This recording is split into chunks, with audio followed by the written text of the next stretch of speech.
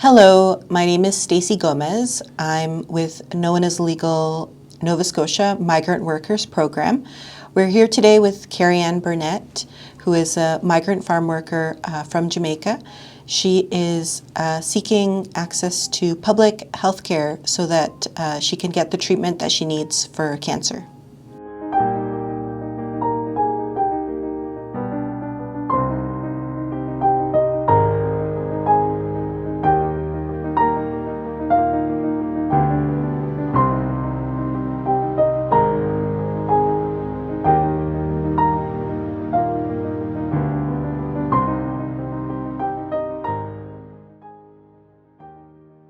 My name is Kerian Burnett. I am a migrant farm worker from Jamaica.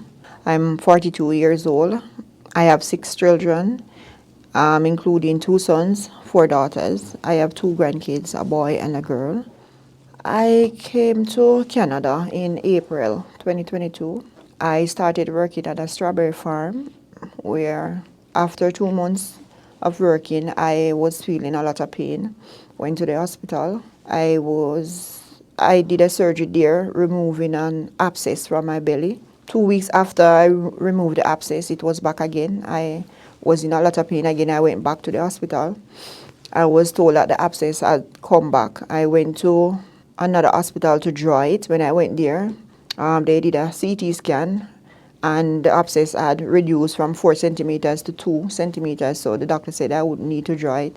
Anyway, I was sent back to the previous hospital. I was there, still feeling pain, so the doctor said she would do a biopsy and a pap smear, which she did.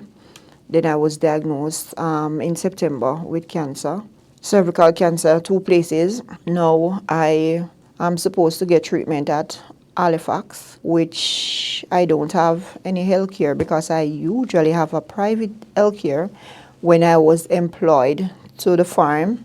I am no longer employed to the farm. When they found out that I was sick, I was actually put out, sent back home to Jamaica. I did not take the flight back home because I was told by the doctor to stay here for treatment. They actually booked 2 flights for me. I refused on taking the flight, so I'm here in Canada trying to seek some help to get medical attention here.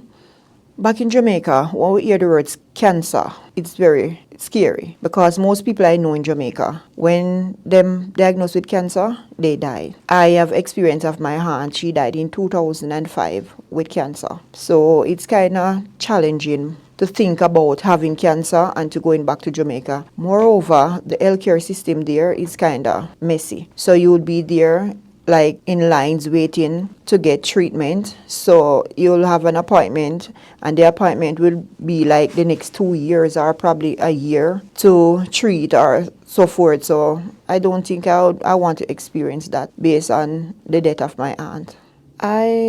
I'm more scared of being dead because of lack of health care there. Is like the length of the wait time there for you to get treatment is very bad. So I don't think I would rather to go back to Jamaica to obtain treatment. Well, the treatment hasn't started as yet, but so far I've been prepped for the treatment. So I actually get the markings for the radiation because I'll receive radiation and chemo. So I actually got the tattoos for the radiation. I'm going later in the week to get a CT scan for the chemo. So I think it's gonna start pretty soon.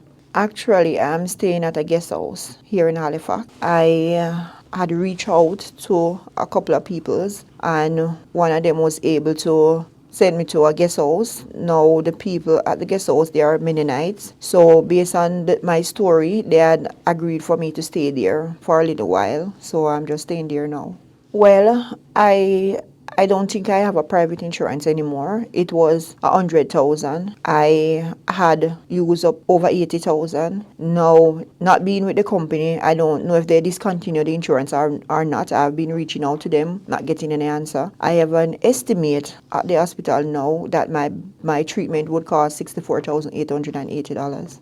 I have had help from organization. No One's Illegal, the ABSW, social worker at the hospitals. That's Victoria General Hospital. And I have had support from other people here that are from Jamaica that have heard my story and they have reached out to support me. So I have quite a couple people that is there helping me to go through this fight. Actually, I feel good about it. I am more like confident on beating this. The fact that I have support from people, especially people from out of my country, Canadians, that I don't know and they are willing to come aboard to help, I am very grateful. I feel okay. The only problem I have is like I'll have a lot of pains during the days and I'm like always bleeding, but I'm okay other than that. Actually, I would say yes because nobody know what the situation may be tomorrow. There are a lot of Jamaicans here and other migrant workers here, which they come here for work. Nobody wants to be sick, but eventually you get sick. Now we are working like $13.35 per hour. There is no way you get sick and you have a bill at the hospital. How are we going to pay these bills? So actually, I'm not really doing this for myself alone. I'm doing this for every farm worker that does not have access to public health care here in Canada. Well, I would say they could support by donating to my GoFundMe page, as well as they could, whoever can reach out to the Minister of Health and have them know what is happening and see how best they can look into the situation and consider to help us. Yes, I'd like to say special thanks to all the people that have contributed and all the people that had reached out to me through my GoFundMe page. I appreciate it very much. Thank you all so much.